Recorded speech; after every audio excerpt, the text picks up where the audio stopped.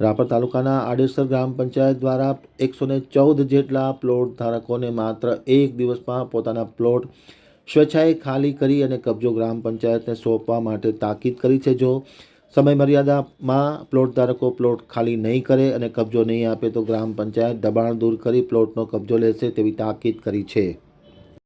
હવે જોઈએ આડેસરથી આમતક ન્યૂઝના પ્રતિનિધિ વસીમ સિદ્દીક કોટવારનો એક વિસ્તૃત અહેવાલ।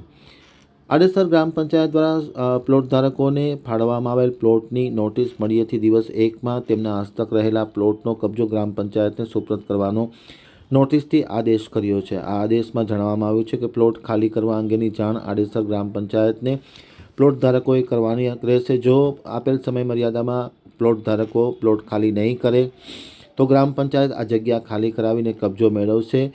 પ્લોટ ધારકોને જણાવવામાં આવે છે કે સ્વેચ્છાએ તમે તમારો પ્લોટ પરનો કબજો દૂર નહીં કરો તો પંચાયત દબાણ દૂર કરવામાં આવશે તે પ્રકારની નોટિસ જારી કરી છે અને માત્ર એક જ દિવસની સમયમર્યાદા આપવામાં આવી છે। કુલ મળીને 114 જેટલા પ્લોટ ધારકોને પોતાના પ્લોટ ખાલી કરવા માટે આ અંતિમ નોટિસ જારી કરી છે અને તમામને નોટિસની બજાવણી પંચાયત દ્વારા કરવામાં આવી છે।